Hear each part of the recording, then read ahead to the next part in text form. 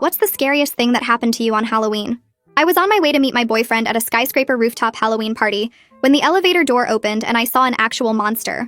My ex, Henry, who once hit me so hard I needed a blood transfusion. My whole body locked up behind my masquerade mask and heavy makeup, the elaborate costume suddenly feeling like both armor and a trap as he stepped into the elevator without even glancing at me. Henry pressed the button for the roof and leaned against the wall, scrolling through his phone, completely unaware that the woman in the corner dressed as a plague doctor was me. The mask covered everything but my eyes, and the historical costume included gloves, a full cloak, and boots that changed my height. But my heart was hammering so hard I was sure everyone could hear it. There were 3 other people in the elevator, which made me feel slightly safer as we rose from the parking garage basement toward the lobby. A couple dressed as zombies were making out in the corner, and a guy in a Superman costume was texting, creating a buffer between Henry and me. But I knew that would change as people got off at different floors. The elevator stopped at the lobby and more people got on, pushing me further into the corner, and Henry had to step backward, closer to me. I could smell his cologne, the same one he'd been wearing the night he'd thrown me down the stairs because I'd smiled at a male barista. He was dressed as Patrick Bateman from American Psycho, which was so on the nose it would have been funny if I wasn't trying not to throw up from fear. "Cool costume," he said to me casually as we passed the 3rd floor, and I just nodded, not trusting my voice even with the mask muffling it. The zombies got off at floor 5. The Superman got off at floor 8. By floor 12, it was just me, Henry, and an older woman dressed as a witch. Gray was waiting for me on the roof, probably checking his phone and wondering where I was. We'd planned this for weeks, our first public event together, finally ready to stop hiding our relationship. But all I could think about was what Henry had said the last time I saw him. "If I ever see you with another man, I'll kill him first so you can watch." The witch got off at floor 15, and then it was just Henry and me. 20 more floors. My legs were shaking so badly I had to lock my knees to stay upright. "Great party tonight," Henry said, still scrolling through his phone. "Should be wild." I nodded again, watching the floor numbers climb. 16, 17. My costume was soaked with sweat under all the layers, and I could feel my makeup running beneath the mask. Floor 22, 23, and Henry shifted his weight, moving slightly closer to me without seeming to notice. I pressed myself harder against the wall, remembering how he used to do that, take up space until I had nowhere to go. The elevator felt smaller with each floor we passed. I thought about Gray's face when he'd asked me why I was so secretive about my past, why I didn't have social media, why I always looked over my shoulder when we were out. I told him I'd explain someday, but someday wasn't supposed to be tonight, not like this, not with Henry right there to see us together. Floor 28, and my phone buzzed with a text. I knew it was Gray without looking, probably wondering if I was almost there, if I was okay. Henry glanced over at the sound, but then went back to his phone. I didn't dare reach for mine, didn't dare move at all. "You know, you're really committed to staying in character," Henry said as we passed floor 30. "Haven't said a word this whole ride?" I shrugged, the movement making my costume rustle, and he laughed. That laugh used to make me flinch, usually came right before something bad. Floor 32, 33, and all I could think about was what would happen when those elevator doors opened. Gray would see me and call out, maybe even pull me into a hug, and Henry would see everything. The last time a man had shown interest in me while I was with Henry, it was just a waiter being friendly, bringing me extra bread because I mentioned I loved their focaccia. Henry had waited until we got home, then held my hand over the stove burner until I promised never to flirt again. The waiter had been fired the next week after Henry made some calls. Floor 35, almost there, and my whole body was trembling. Gray had no idea what Henry was capable of. No idea that the charming guy he might meet at this party was the reason I triple-checked every lock and slept with a knife under my pillow. Finally, we got to the roof. I tried to dash out of the elevator and find Gray, but Henry got off before me. He walked off the elevator, waved to someone, and pulled him into a bro hug. I stepped off the elevator and froze when I saw who he was hugging. It was Gray. As the elevator doors closed behind me, I saw Gray point straight at me. Henry turned around, studied me, and then his face spread into a slow smile. "Requested Reds is on Spotify now. Check out link in the description or comments." Gray's face lit up when he saw me, and he started walking toward me with Henry right beside him, one arm already reaching out like he was going to pull me into the group. I watched Gray's mouth open to say something, and my whole body went stiff because in about 2 seconds he was going to introduce me, and Henry was going to hear my name and see Gray's arm around me and know everything. Henry's smile got wider as he looked at my costume, his eyes moving from the mask down to the cloak, and back up again, and I could see him trying to figure something out, that look on his face like when he used to go through my phone trying to find proof I was cheating even though I never was. Gray reached me and grabbed my hand, pulling me forward a step, and I heard him start to say something about the plague doctor he'd been telling everyone about.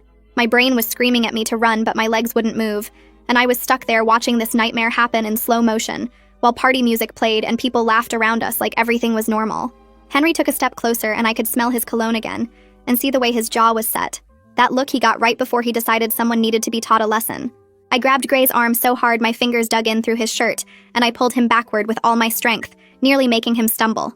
My voice came out weird and strained through the mask when I managed to say we needed to talk right now, and Gray looked confused, but I was already dragging him away from Henry and toward the edge of the roof. I could feel Henry watching us, and when I glanced back, his smile had changed into something else. Something that looked like he was solving a puzzle and enjoying it way too much. Gray was asking what was wrong, but I couldn't answer yet. Couldn't speak because my throat felt closed up, and all I could think about was getting away from Henry before he figured it out. We passed a group of people dressed as various horror movie characters, and I kept my head down, pulling Gray faster, my hands shaking so bad I could barely hold on to him. I spotted a big heating unit near the side of the building and dragged Gray behind it, putting the metal between us and where Henry was standing. My hands were shaking so hard I had to grab onto Gray's shirt just to keep standing up, and I could feel sweat running down my back under all the layers of the costume. Gray was looking at me with worry all over his face, and he asked again what was wrong, why I was acting like this. I forced myself to let go of his shirt and take a breath, then managed to ask him about that man he'd been hugging, how he knew him, where they met. My voice sounded desperate even to me, and I hated it, but I needed to know how bad this was, how deep Henry had gotten into Gray's life. Gray looked even more confused and said it was just Henry from work, that he was helping Alan with some big client project, and they'd gotten friendly over the past few months. He said they grabbed drinks sometimes after late meetings, and that Henry seemed like a good guy, really driven and successful. Every word hit me like a punch because this wasn't just a random coincidence. Henry wasn't just some guy who happened to show up at the same party. He was woven into Gray's work world, connected to Alan, part of Gray's professional network in ways that meant I couldn't just avoid him or pretend he didn't exist. Gray asked why it mattered so much and why I was shaking like I'd seen a ghost, and I realized I had about 30 seconds to decide whether to tell him everything right now or try to get us both out of here first. I told Gray through the mask that we had to leave right now, that I'd explain everything but we needed to go immediately, and he must have seen something in my eyes because he just nodded and started guiding me toward the main elevator. I grabbed his arm again and stopped him, pulling him back because Henry would see us leave together, would watch Gray put his arm around me and walk me out, would put all the pieces together about who I was. Gray looked at me like I was being paranoid, but I could see he was starting to understand that something was really wrong, that this wasn't just me being dramatic or overreacting to running into someone I used to date. I scanned the rooftop and spotted a fire exit sign near what looked like a service entrance on the far side, away from where Henry was standing. I pulled Gray that direction instead, keeping my head down and moving as fast as I could without actually running. A couple dressed as vampires came around a corner and nearly walked right into us, and I flinched so hard that I actually jumped backward into Gray. He tightened his grip on my hand, and I could feel him finally getting it, finally understanding that something was seriously wrong even if he didn't know what yet. We made it to the service entrance, and I pushed through the heavy door into a concrete stairwell, the door closing behind us with a loud clang that echoed down the empty space. I leaned against the cold concrete wall and tried to catch my breath, my whole body shaking and my heart beating so fast it hurt. Gray stood there waiting, looking worried but patient, not pushing me to explain but clearly wanting to know what was happening. I could hear the party music thumping through the walls and people laughing on the other side of the door, all those normal Halloween sounds that felt completely wrong compared to the terror running through my body. My legs felt weak and I had to lock my knees to stay standing, and I could feel my makeup running under the mask from all the sweat. Gray reached out like he was going to touch my shoulder but stopped, maybe sensing that I needed space, that I was barely holding it together. I forced myself to take a few deep breaths and tried to stop shaking enough to actually talk, to explain why we'd just run away from his work friend like he was dangerous. I asked Gray how well he actually knew Henry, whether they were really friends or just work people who were friendly, and I could hear how desperate I sounded. Gray said they were friendly but not super close, mostly just professional stuff, grabbing drinks to talk about the project or whatever. He asked why it mattered so much, why I was shaking like this over some guy from his office. I could see him trying to figure it out, trying to understand why his girlfriend had just dragged him away from a party and was having what looked like a panic attack in a stairwell. Part of me wanted to lie, to make up some excuse about feeling sick, or having a bad history with someone who looked like Henry, but I knew that wouldn't work anymore, not after the way I'd reacted. Gray reached for my mask gently, and I let him lift it just enough to see my face. My makeup was smeared from sweat and probably running down my cheeks in black streaks, and I knew my eyes looked wild and scared. He studied my face for a second, and I watched him try to figure out what could make me this afraid, what could turn me from excited about our first public event together into this shaking mess hiding in a stairwell. He looked concerned and confused, but he didn't recognize the level of panic yet, didn't understand that this wasn't just anxiety or social awkwardness. I forced myself to say the words I'd never wanted to tell him, the truth I'd been hiding since we started dating. I managed to get out that Henry had hurt me really badly, my voice breaking on the last word. I told Gray that Henry was my ex and that he'd put me in the hospital and that he'd threatened to kill anyone I dated after him, and he couldn't know who I was or that we were together. The words came out in a rush, and I watched Gray's face change as he processed what I was saying. Watched him go from confused to shocked, to something that looked like anger mixed with disbelief.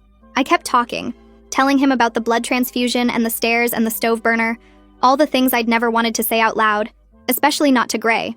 Especially not like this in a concrete stairwell while Henry was somewhere above us, probably trying to figure out where we went. Gray's face changed so fast I could see him trying to process everything at once, going from confused to shocked, to something that looked like he wanted to march back upstairs and confront Henry right then.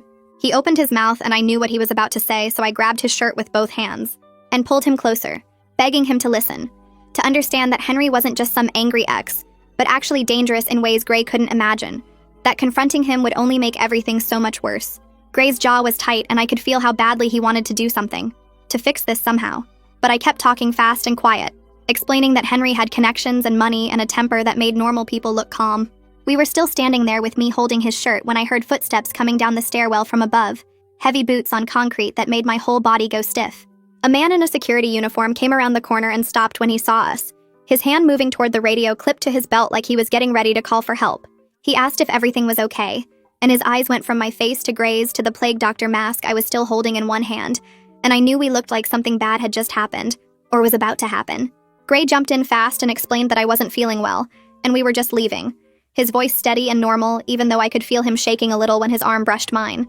The security guy studied us for another second, and I tried to look sick instead of terrified, which wasn't hard since I felt like I might throw up anyway.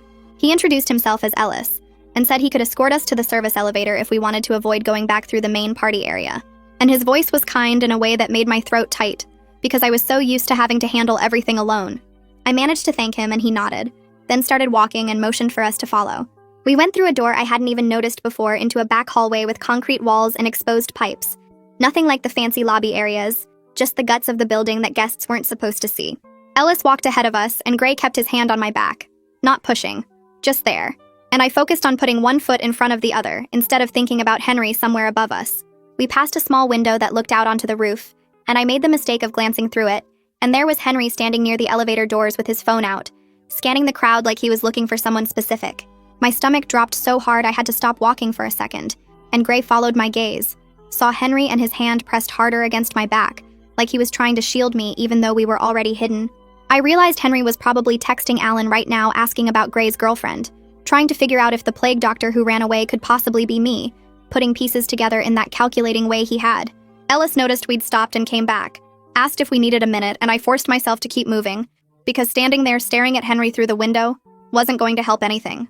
When we got to the service elevator, Ellis pulled out a business card from his pocket and handed it to me, told me to contact building security if I needed anything, and that he'd make a note about tonight in case there were any problems later. I took the card with hands that were shaking so badly the card almost fell, and I thanked him again, filing away in my brain that someone official now knew something had happened, even if he didn't know all the details. The service elevator opened and Gray and I got in, and Ellis held the door for a second and told us to get home safe, then let it close. In the parking garage, I walked to my car on legs that felt like they might give out any second, and Gray asked again if he should follow me home, but I told him I needed space tonight to process everything. I got in my car and tried to put the key in the ignition, but my hands were shaking too much, and I had to stop, close my eyes and do the breathing exercises my old therapist taught me, counting to 4 on the inhale and 6 on the exhale until my hands steadied enough to actually start the car. My phone buzzed with a text from Gray asking if I made it to my car okay, and whether he was sure I didn't want him to follow, and I typed back that I needed to be alone tonight, that I'd be okay, even though I wasn't sure that was true. I pulled out of the parking garage and onto the street, checking my rearview mirror every few seconds, convinced that every car behind me might be Henry, even though I knew he was still upstairs at the party. My hands were clenched so tight on the steering wheel that my knuckles turned white and my fingers started to ache, and I had to keep reminding myself to breathe every few minutes because my chest kept getting tight like I couldn't get enough air. The drive home took twice as long as normal because I kept taking random turns and doubling back, making sure no one was following me, and by the time I finally pulled into my apartment building's lot, I was exhausted and shaking, and just wanted to be locked inside. I sat in my car for 5 minutes watching the parking lot before I got out, making sure no other cars had followed me in, then practically ran to my building's entrance, and through the lobby to the stairs because I couldn't handle being in an elevator right now. Once I was inside my apartment with every lock turned and the chain on, I went straight to my phone, and started checking every app, making sure my location services were turned off, and my social media accounts were still deactivated like they had been for the past 2 years. I changed my password on everything, email and banking and streaming services, and the grocery delivery app, then enabled two-factor authentication on anything that didn't already have it, going through the whole security checklist I'd made when I first left Henry. My hands were steadier now that I was doing something concrete, something that felt like I was protecting myself instead of just running and hiding. I pulled up Gray's number and stared at it for a long time, knowing I needed to tell him everything, but not sure I could actually say all of it out loud again. Instead, I opened my voice memo app and hit record, then forced myself to explain the basics while keeping my voice as steady as possible by focusing on facts instead of feelings. I told him about the time Henry hit me, so hard I needed a blood transfusion, about the night he held my hand over the stove burner until I promised never to talk to another man, about when he threw me down the stairs because I smiled at a barista, about his threat that if he ever saw me with someone else, he'd kill them first so I'd have to watch. I explained why I'd been so secretive about my past, why I didn't have social media, why I always checked over my shoulder, why I'd been so careful about keeping our relationship quiet, and then I stopped recording and sent it to Gray before I could second-guess myself, or delete it and try again. My phone rang less than 10 minutes later and I almost dropped it trying to answer because my hands were still shaking from recording everything. Gray's voice came through tight and controlled, but I could hear something underneath that sounded like he was barely holding himself together. He asked if I was okay and whether I was safe right now, and I told him yes. I was locked in my apartment with every security measure I had in place. He was quiet for a few seconds, and then he said he felt sick that he'd introduced me to Henry without knowing, that he'd been friendly with someone who'd hurt me that badly. I explained that he couldn't have known because I'd never told him, and that's exactly why I'd been so careful about keeping my past hidden, and he asked what I needed from him right now. I said I didn't know yet, but that we should probably think about going to the police. And there was another long pause before he pointed out that would mean filing a report and going through everything officially. I had to explain that Henry was never actually charged with anything, because I just ran and disappeared instead of pressing charges, that I'd been too scared to face him in court or deal with lawyers and investigations. Gray asked why I hadn't reported it, and I could hear the confusion in his voice, like he couldn't understand how someone could do those things and just get away with it. I tried to explain that reporting abuse isn't as simple as it sounds, that I'd been isolated and terrified and convinced that going to the police would only make Henry angrier and more dangerous. The conversation shifted when Gray told me that Alan had been pushing him to get more involved in the project with Henry, that there was a big client dinner scheduled for next week that Gray was supposed to attend. My chest got tight and I had to sit down on the floor because I realized this wasn't just about avoiding Henry at random places anymore. He was woven into Gray's professional world in ways that would be almost impossible to navigate. Gray said he could try to get out of the dinner, but it might look strange to Alan, and could affect his standing on the project. And I told him I understood, but that I needed him to be honest with me about every interaction he had with Henry from now on. We talked for another 20 minutes about what this meant for us, and whether we could even keep dating if Henry was going to be a constant presence in Gray's work life. Eventually, we agreed to take it one day at a time and figure out what resources were available before making any big decisions. And Gray promised he wouldn't mention me to anyone at work or give Henry any information about his personal life. After we hung up, I opened my laptop and started searching for domestic violence resources in the city, typing keywords into Google and clicking through websites until I found a legal advocacy organization that offered free consultations. I bookmarked their site and wrote down their phone number on a sticky note that I stuck to my refrigerator where I'd see it every day. Just having a plan, even if I was terrified to actually follow through with it, made me feel slightly more in control than I had in the past few hours. I tried to sleep that night, but I kept jolting awake every time I heard any sound in the hallway or a car door closing outside in the parking lot. By morning, I was exhausted and my eyes felt gritty, but I was also determined not to let fear paralyze me. So I made coffee and sat on my couch waiting for 9 o'clock when the advocacy organization opened. When the clock hit 9, I called the number and a woman answered on the second ring, and my voice came out steadier than I expected when I explained that I needed help with a dangerous ex who'd recently reappeared in my life. She asked a few basic questions and scheduled me for a consultation later that week, and I wrote down the appointment time in my phone calendar with 3 reminder alerts. Around mid-morning, I got a text from Gray saying that Henry had asked Alan about the girlfriend in the plague doctor costume at the party. Alan had covered for me by saying it was his cousin visiting from another city, which gave me about 5 seconds of relief before Gray added that Henry seemed really interested and kept asking what the cousin looked like and whether she was single. I read that text 3 times and felt my hands start shaking again because it meant Henry was actively investigating, trying to figure out if the plague doctor could have been me. I spent the next hour going through my apartment and checking every window lock and door chain, testing them twice to make sure they were secure. That's when I realized with growing horror that Henry knew what neighborhood I lived in, because he used to drop me off near here when we were dating, back before I had my own car and depended on him for transportation. I'd never told him my exact building or apartment number, but he knew the general area, probably within a few blocks, and that felt way too close for any kind of comfort or safety. At work, I was completely useless and couldn't focus on anything for more than a few minutes at a time. My coworker Sarah noticed and asked if I was feeling okay because I looked exhausted and kept staring off into space. I made up something about insomnia and drinking too much coffee to compensate, but the truth was I kept watching the door every time someone walked past our office area, half expecting Henry to somehow track me down here too. During my lunch break, I went out to my car to eat and noticed a dark sedan idling across the parking lot with someone sitting in the driver's seat. I watched it for 10 full minutes while I ate my sandwich, and the car didn't move at all, just sat there with the engine running. I pulled out my phone and zoomed in as much as I could to photograph the license plate, my hands shaking so badly that I had to take 4 pictures before I got one that was clear enough to read the numbers. I opened a new document on my phone and titled it Evidence Log, then typed in the date and time and location, along with the plate number and a description of what I could see of the driver through the tinted windows.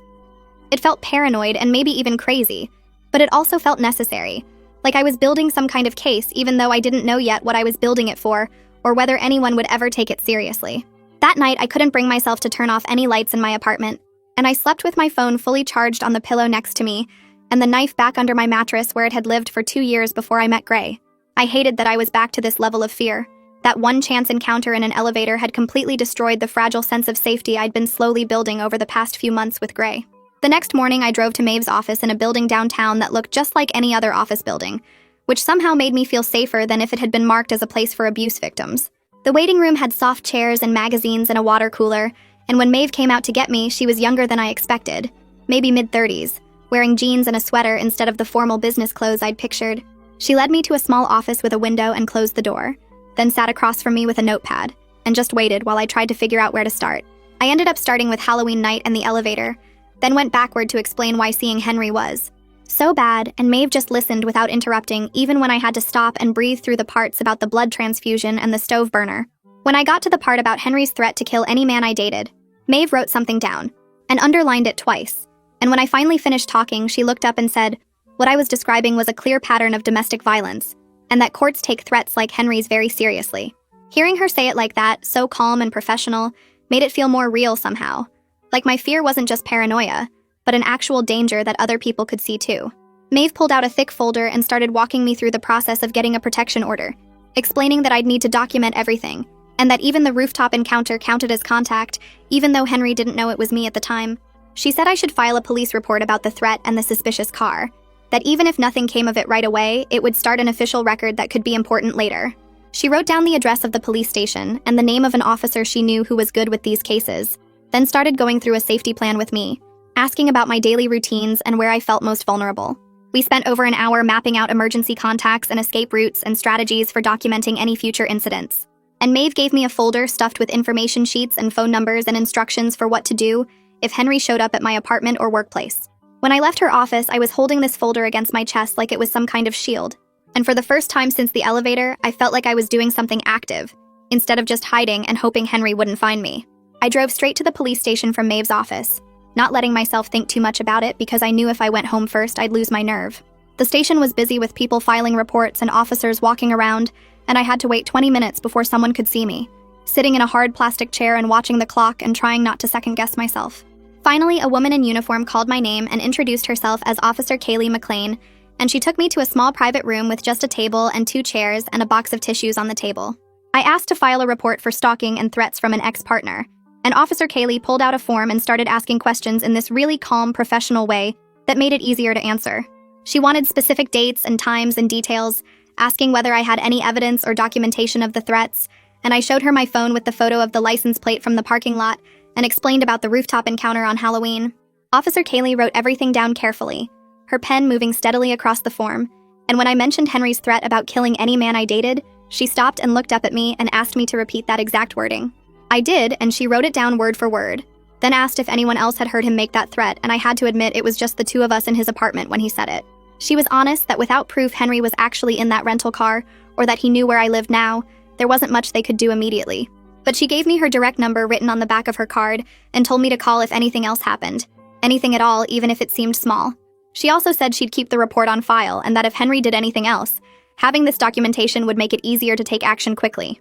That evening, Gray called while I was making dinner. Or trying to make dinner, but mostly just staring at the pasta water waiting for it to boil. He sounded different, more worried than usual, and he told me that Alan had mentioned Henry was asking around the office about Gray's personal life, specifically whether he was seeing anyone seriously. Alan had apparently shut it down and changed the subject, But Gray said he could tell Henry was really interested, kept trying to bring it back to the topic of Gray's girlfriend. I asked what exactly Henry had said, and Gray told me Henry had asked if Gray was serious about anyone, what she was like, whether Alan had met her, just these casual-sounding questions that felt completely invasive when you knew the context. I could hear in Gray's voice that he was finally understanding this wasn't just about my past trauma, but about current danger, that Henry was actively investigating and trying to figure out who I was. I asked Gray if he was willing to completely avoid Henry at work, to skip the client dinner next week and any other events where they might interact, and there was this long pause on the other end of the line. I could almost hear him thinking through what that would mean for his career, how it would look to Alan, and their boss if he suddenly backed out of a major project. But then he said yes, that my safety was more important than any project or client relationship. The relief I felt hearing him say that was huge, but I also felt guilty because I knew what it might cost him professionally. The next day, I met with my building manager in the security office, a small room filled with monitors showing different angles of the parking garage and lobby. I showed him the photo on my phone of the license plate and asked if we could check the footage from that day.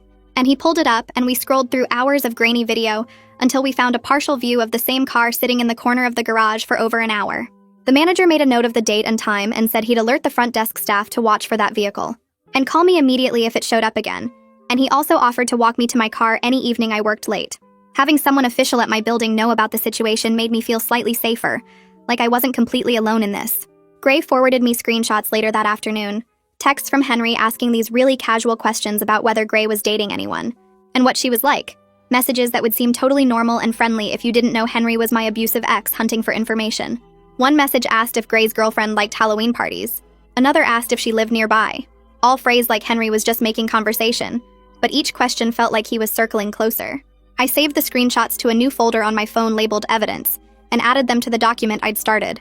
And I felt my hands shaking as I typed in the dates and times because I could see how persistent Henry was being, how determined he was to figure out who I was. I came home from work that evening to find a small bouquet of flowers sitting outside my apartment door, just cheap grocery store flowers in clear plastic wrap with no card or note attached. My first instinct was to call the police, but instead I pulled out my phone and photographed them from every angle, getting close-ups of the flowers and the wrapping and the spot where they were sitting against my door. Then I went back to my car and got a plastic grocery bag from the trunk, and I used it to pick up the flowers without touching them directly, my hands shaking the whole time as I carried them down to the dumpster behind the building. I threw them away, and then stood there for a minute just breathing, trying to calm down enough to go back upstairs to my apartment. Because even though I had no proof Henry had left those flowers, I couldn't think of anyone else who would leave them with no card, and the thought of him knowing exactly where I lived made my whole body feel cold. I went back upstairs and locked myself inside my apartment, then called Gray because I needed to hear his voice, and also needed to tell him about the flowers before I lost my nerve. He answered on the second ring and immediately asked if I accidentally mentioned my neighborhood to Henry or Alan, and I could hear the guilt already creeping into his voice before I even explained what happened. I told him about finding the flowers with no card and throwing them away, and there was this long silence on the other end before he asked me to walk him through every single conversation he'd had with Henry or Alan where my name or location might have come up. We spent 20 minutes going back and forth, me asking specific questions about what he'd said and when, and Gray getting defensive at first before catching himself and apologizing. He finally admitted that once, maybe 3 weeks ago, he'd mentioned to Alan that his girlfriend lived near the Arts District because Alan had asked if Gray wanted to check out a new restaurant in that area. The words felt like a punch because the Arts District is only 4 blocks wide, and Henry could easily narrow down my building with that information, plus some basic searching. I asked Gray to think harder about whether he'd mentioned anything else, any other details that could help Henry find me, and Gray kept apologizing and saying he didn't think it mattered at the time because he didn't know Henry was dangerous. I told Gray I needed to pack a bag and stay somewhere else for a few days, that I didn't feel safe in my apartment anymore, knowing Henry might know the general area. Gray offered to let me stay with him, but I explained that was too obvious, that if Henry was tracking me, he'd definitely look there, so I needed to go somewhere Henry wouldn't think to check. I called my friend Reese while I was throwing clothes and toiletries into my gym bag, and she answered with loud music in the background before stepping outside to hear me better.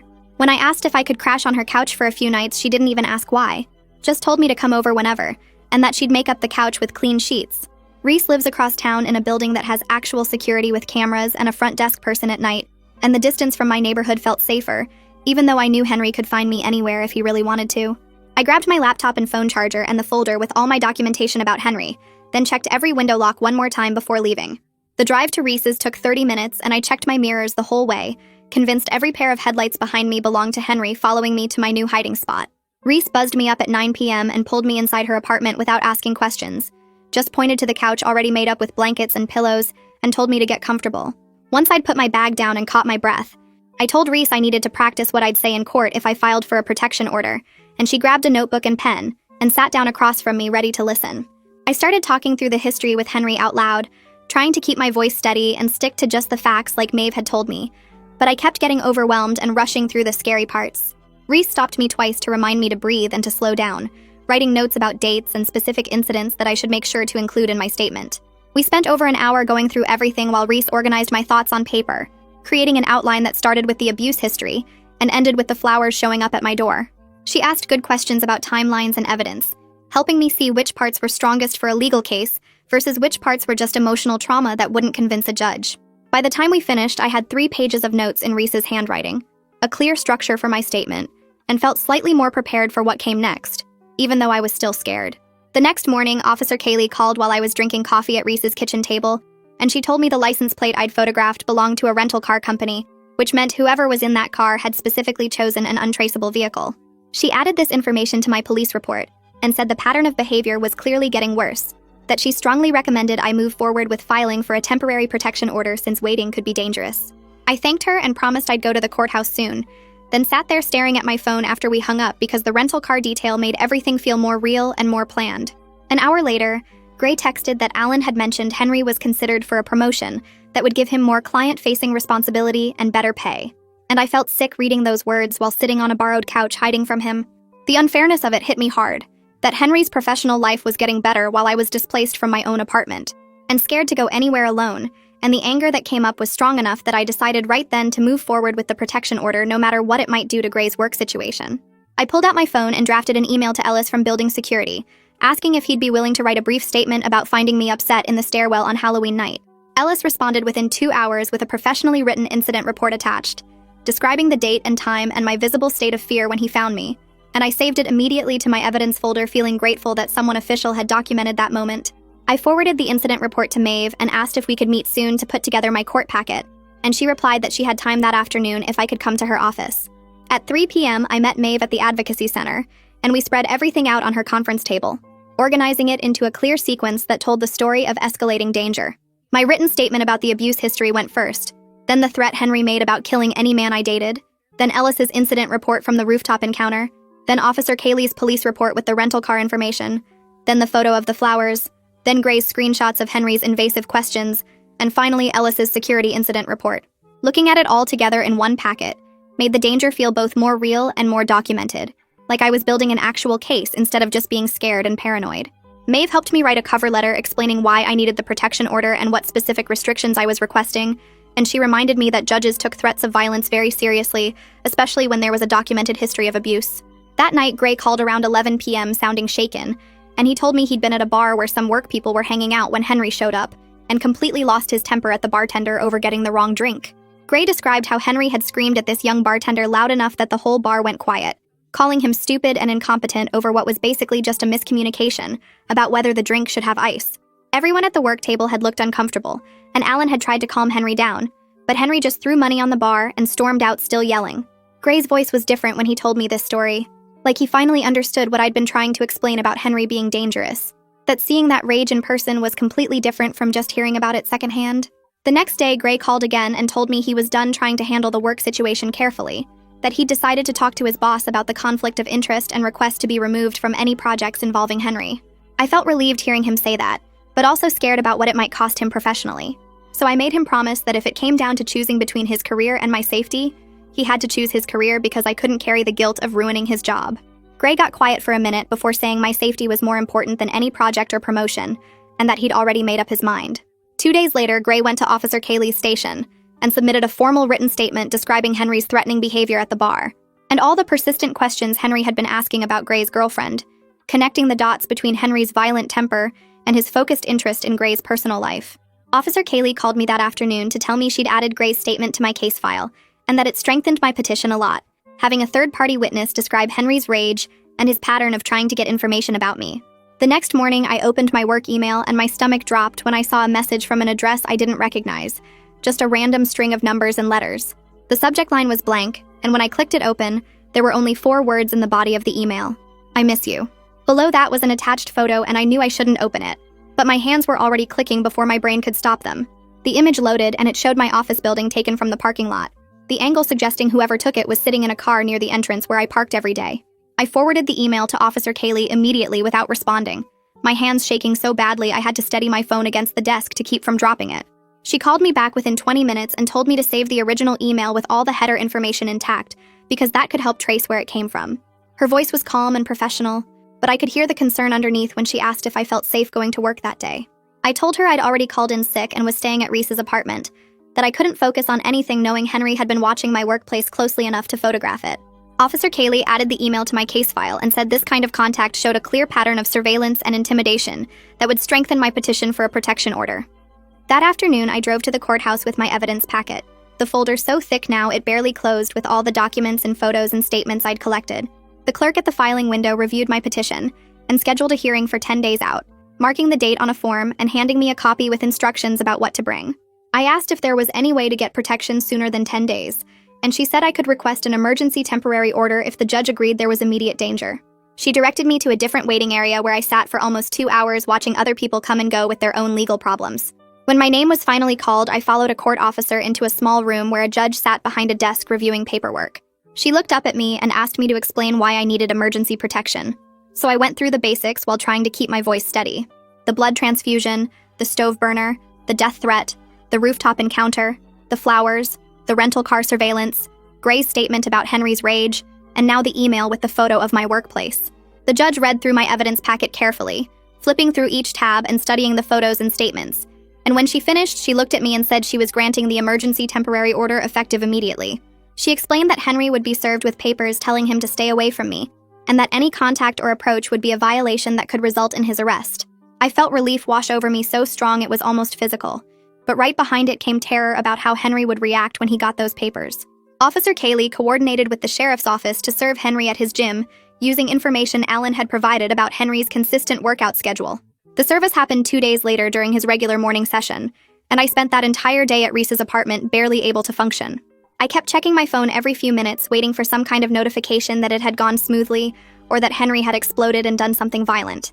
Officer Kaylee texted me around noon to say the service was complete and that Henry had accepted the papers without incident, though the deputy said he'd gone very quiet and still when he read them.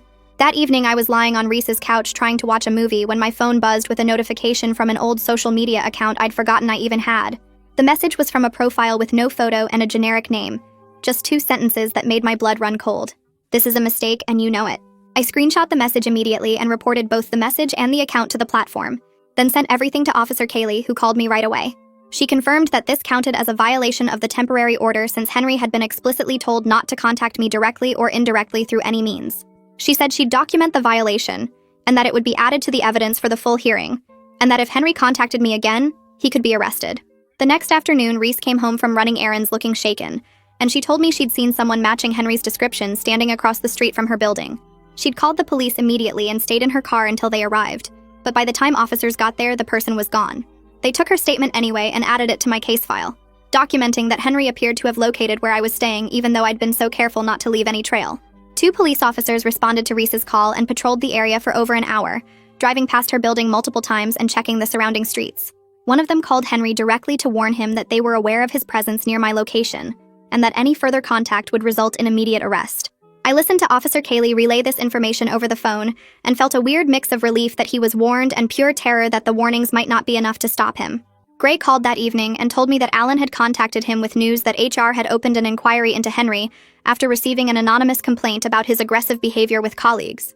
Gray suspected the bartender from the incident had filed the complaint after witnessing Henry's explosion over the wrong drink. Alan mentioned that Henry had been pulled from all client-facing meetings while the investigation was pending, which meant the professional consequences were finally starting to catch up with him in ways that might actually matter. The next day, Gray posted something on Instagram about domestic violence awareness that didn't mention any names, but made his stance completely clear. He blocked Henry on every platform and told Alan he was no longer willing to work on any projects that involved Henry in any capacity. I felt moved by this visible show of support, even though I knew it might cost him professionally, that taking such a public position could create problems with colleagues who worked with Henry. 3 days before the hearing, Maeve and I met at a coffee shop to prepare my testimony, sitting in a back corner where we could talk privately. She coached me on staying calm and factual when describing the abuse, reminding me that the judge needed to hear specific incidents with dates and details rather than general statements about being scared. We practiced answering questions the judge might ask, and she walked me through what the hearing would look like, who would be in the room, what order things would happen. She reminded me to bring tissues because it was okay to cry, that showing emotion didn't make my case weaker, but actually made it more honest and real. The day of the hearing arrived, and I put on professional clothes, a simple black dress and cardigan that made me look serious and put together. I brought my entire evidence folder organized with color-coded tabs and highlighters, every document in chronological order with notes about what each piece showed. Maeve met me in the courthouse hallway, and we sat on a bench reviewing my statement one more time, going over the key points I needed to make sure to mention. She held my hand when I started shaking as we waited for my case to be called, her grip steady and warm while my whole body trembled with nerves and fear about seeing Henry again in that courtroom. My case gets called, and Maeve walks with me into the courtroom where Henry sits at a table with his lawyer, and I force my eyes to stay on the judge's face instead of looking at him, even though I can feel him staring at me. The judge asks me to describe the history of abuse, and I start with the blood transfusion, explaining how Henry hit me so hard 2 years ago that I needed emergency surgery, and my voice comes out stronger than I expected, even though my hands are clenched so tight under the table that my nails dig into my palms. I described the stove burner incident where he held my hand over the flame until I promised never to talk to other men, and I described the death threat he made the last time I saw him about killing anyone I dated. I tell the judge about the rooftop encounter on Halloween where he discovered me with Gray, and about the flowers that appeared at my apartment door with no card, and about the emails from unknown addresses saying he missed me. I mention Reese seeing someone matching Henry's description outside her building where I was staying, and the judge writes notes the entire time I'm talking, her expression serious and focused. My voice stays mostly steady through all of it, even though my whole body is shaking, and when I finish, the judge asks Henry if he wants to respond. His lawyer stands up and starts talking about misunderstandings and coincidences, suggesting that the rooftop encounter was just an awkward social situation, and that the flowers could have been from anyone.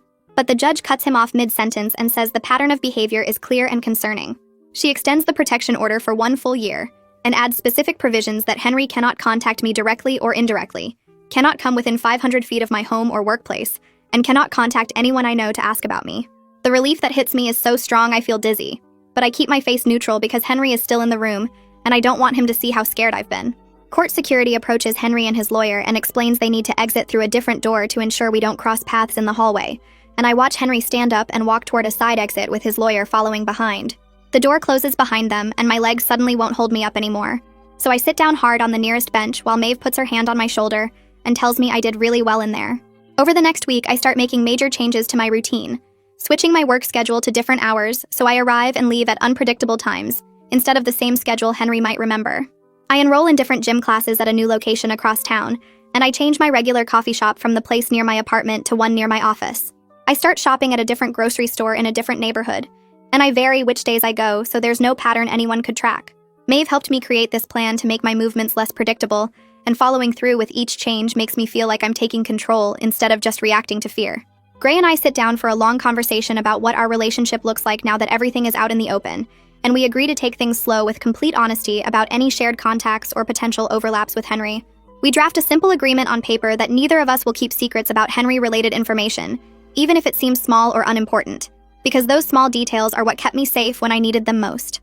Gray promises to tell me immediately if Henry tries to contact him, or if Alan mentions anything about Henry's situation at work, and I promise to tell Gray about any suspicious incidents or changes to my safety plan. That night, I sleep for 8 straight hours at Reese's apartment, the first full night of uninterrupted rest I've had since Halloween, and when I wake up, I feel almost normal for the first time in weeks. Reese makes pancakes in her tiny kitchen, and I tell her this is the first morning where I haven't woken up with my heart already racing, where my first thought wasn't about checking locks or looking out windows. The next day, Reese comes with me back to my own apartment, and we do a full safety check together, examining the new locks that were installed while I was staying with her. We test the security camera in the hallway to make sure it's recording properly, and we place pepper spray by the front door and another canister by my bedside table. Walking back into my own space feels like reclaiming something Henry tried to take from me, and I'm proud of myself for not letting fear keep me away forever. Gray texts me that afternoon with news from Alan that Henry's suspension from work has been extended while HR completes their full review of the complaints against him, and that the big project Henry was leading has been completely reassigned to a different team.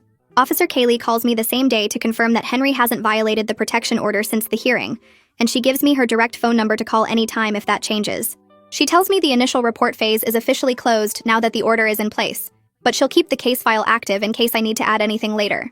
Maeve connects me with a trauma counselor who works specifically with domestic violence survivors, and I schedule my intake appointment for the following week. Knowing I'll have professional support for the longer process of healing makes the future feel less scary, like I'm building a real foundation for recovery instead of just surviving one day at a time. I start a new evening routine in my apartment that helps me feel safe and grounded, making tea in my favorite mug and reading for an hour before bed. I check that all my safety measures are in place, but I do it calmly now instead of frantically, testing the door lock and glancing at the security camera feed on my phone. The knife goes back in the kitchen drawer where it belongs instead of under my mattress, and while I'm still aware of every sound in the hallway, I'm not jumping at every single one anymore. I can hear my neighbors coming home from work and kids running in the apartment above me, and these normal sounds don't send me into panic mode like they did before. I look at the evidence folder sitting on my desk with all the documentation I gathered, and I realize I don't need to keep adding to it every day because the protection order is doing its job. My phone buzzes with a text from Gray asking how I'm doing, and I respond that I'm okay, that I'm actually starting to feel safe again for the first time in years. I open the evidence log on my laptop one more time and start typing the final entry, dating it and noting that the protection order is officially in place and active. I write that my support network is solid now, that my boundaries are clear and documented, and that I have real resources backing me up if Henry tries anything. The entry ends with a list that feels important to see written out. Maeve's advocacy support with her direct office line and emergency contact. Officer Kaylee's personal cell number that I can call anytime day or night. Ellis's security contact information from the building. Gray's informed partnership now that he knows everything and has my back. Reese's safe space where I can go without questions, and my own thick folder of documented proof that I took real action to protect myself. I save the document and back it up to 3 different places because losing this record would feel like losing part of my safety. I close the laptop and look around my apartment, taking in all the new locks and security measures that make this space actually feel like mine again, instead of just a place I'm hiding. The knife is back in the kitchen drawer where it belongs, and I haven't checked the window locks compulsively in 2 days, which feels like progress even if it's small. I walk to my bedroom closet and pull out the plague doctor costume that's been hanging there since Halloween, the long black cloak and the beaked mask that hid me so well that night. I fold everything carefully and put it in a storage box, sealing it with tape before pushing the box to the very back of the closet behind my winter coats. I'm not throwing it away because that feels like pretending Halloween never happened, but I'm not keeping it where I can see it every day either. The fear that took over my whole body in that elevator is still there when I think about Henry, but it comes in smaller waves now instead of drowning me completely. That fear isn't making my decisions anymore, isn't keeping me locked in my apartment or jumping at every sound in the hallway. I'm learning to live with being careful, without letting that caution turn into the kind of paralysis that stops me from having a life at all. Okay, real talk in the comments. Have you ever had that moment where you saw someone from your past and just froze? No details necessary, but I want to hear I'm not alone in that feeling. Drop a comment and let's support each other. Hit that subscribe button if stories like this matter to you.